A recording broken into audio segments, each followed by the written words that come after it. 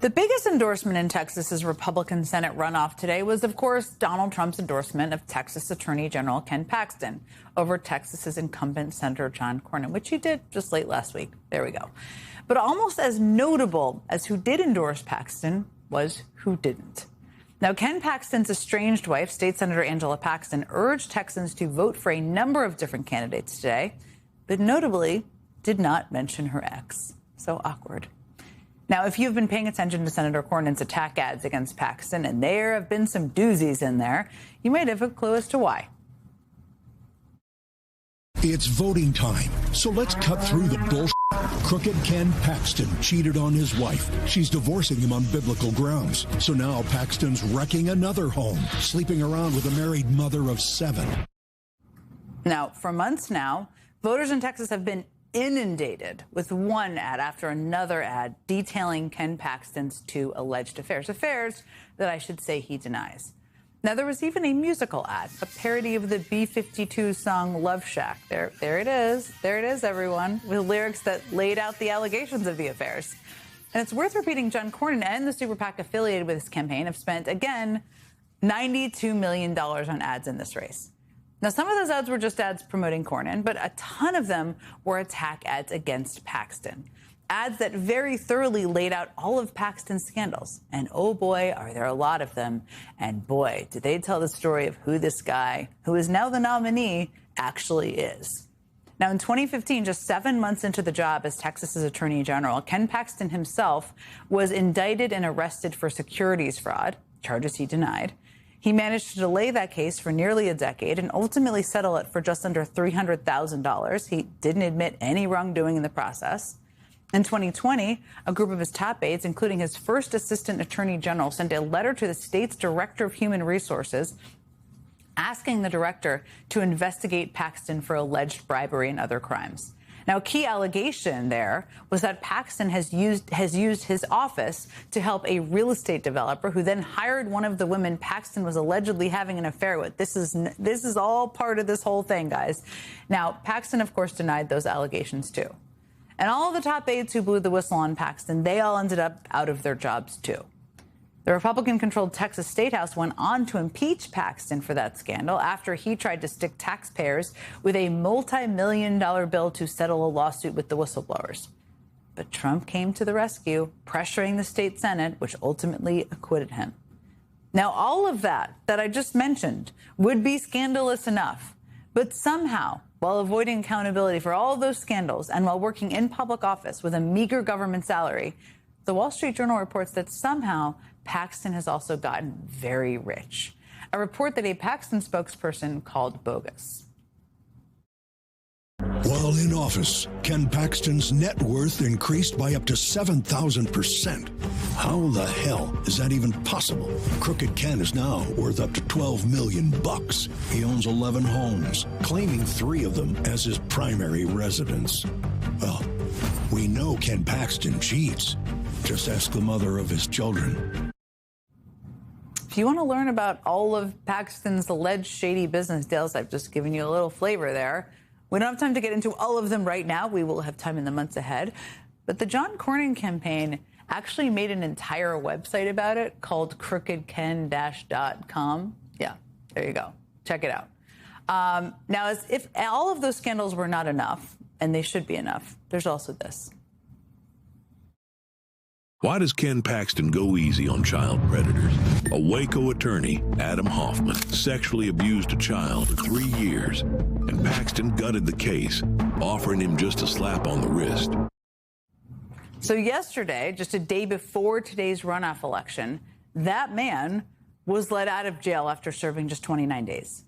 A plea deal negotiated by Ken Paxton's office had tried to give him just a single day. Now, with that many scandals, and with so many of them already laid out so neatly by John Cornyn, the question now is, how much impact will all of that have in November? This weekend, MS Now reporter Rosa Flores spoke to a married couple in Texas, one a Republican, one an independent, who had some slightly different opinions on the matter. Your thoughts about Cornyn and Paxton? Well, it's not a great choice, either one, really, but I think I lean towards Paxton, for sure. He's local. Cornyn hasn't always been with the Republicans the way I would like, but it was a tough choice. But I did vote for Paxton on the runoff. What are your thoughts about Paxton? And crook. Yeah, that's it, period. He's just a crook. There you go. She's a little shorter to the punch there. Joining me now is Congressman Greg Casar, a Texas Democrat and the chair of the Congressional Progressive Caucus. Okay, there are so many scandals that Ken Paxton has been a part of. I just gave my take on the guy Texas Republicans sent into the general election tonight. What's yours? Oh, you may be muted there, Congressman. Let's see. There you go. Technology. Ken Paxton is the most corrupt politician in America. Calling Ken Paxton just a crook is like calling Texas summers a little bit warm. I mean, the guy makes Richard Nixon look like a Boy Scout. And so we cannot allow him to become a United States Senator, but we have an incredible candidate in Representative James Tallarico, who is really bringing people together, taking on corruption, taking on Texas billionaires. And I think he is going to be the kind of candidate that can win over crossover voters, excite voters that oftentimes sit on the sidelines in Texas, and finally flip the state.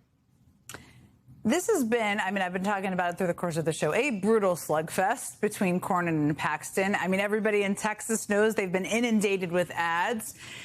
Do you think, but Paxton came through this, despite all the ads, despite all the money spent against him. Do you think Cornyn inflicted enough damage to benefit Tallarico, or what should Tallarico be doing to kind of run against a guy as corrupt and crooked as Paxton while also telling the story of who he is? Well, look, these May runoff elections have a notoriously small number of voters who decide them. And so what James Tallarico needs to go and do, and what he's already doing, is going and talking to the huge number, the millions and millions and millions of Texans who are going to vote in the general election that have very little or nothing to do with this May runoff. This May runoff system, Jen, if you remember, is how we wound up with Ted Cruz as a senator, who couldn't even get 51% of the vote against Beto O'Rourke. And so we have an even greater opportunity here to defeat an even more, believe it or not, even more unlikable politician. Look, you just showed the clip. It's hard to tell the full story here on TV. You've got to Google it. It's nuts. Ken Paxton was indicted by a grand jury, investigated by the FBI, impeached by his own party. You know how hard it is to be impeached by your own party nowadays? The guy is such a problem for the Republican establishment that was trying to not have him in, because he just repels all different kinds of voters. Basically, if you look up the word swamp in the dictionary, you should see a picture of Ken Paxton. Yeah, perhaps we may at some point. Let me ask you about the Trump approach, because after Trump endorsed Paxton, Paxton kind of set his sights on campaigning against Tallarico, and we'll see what he says tonight. He's currently speaking. Our team is watching it. But he's workshopping emasculating names and claiming Tallarico is a vegan. He isn't one, by the way. But what does that tell you about this race?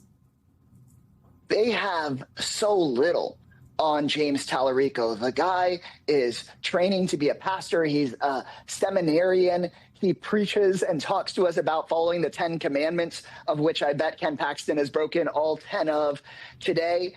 And Tallarico is building the kind of populist campaign about bringing down people's costs, making sure everyday folks have health care, the kind of campaign that people talk about wanting to bring back for Texas Democrats, that I think really has them running scared. The Republicans' own polling that they put out to try to keep Trump from endorsing Paxton showed Tallarico beating Paxton if the election were today. The election, of course, isn't today. There's a lot of time between here and November. But if all Paxton has is calling Tallarico names, then I think we have our best shot of my entire adult lifetime to flipping the state of Texas. John Cornyn said so much this morning on Fox News. So there we are. Congressman Greg Casar. Believe him if you don't believe me.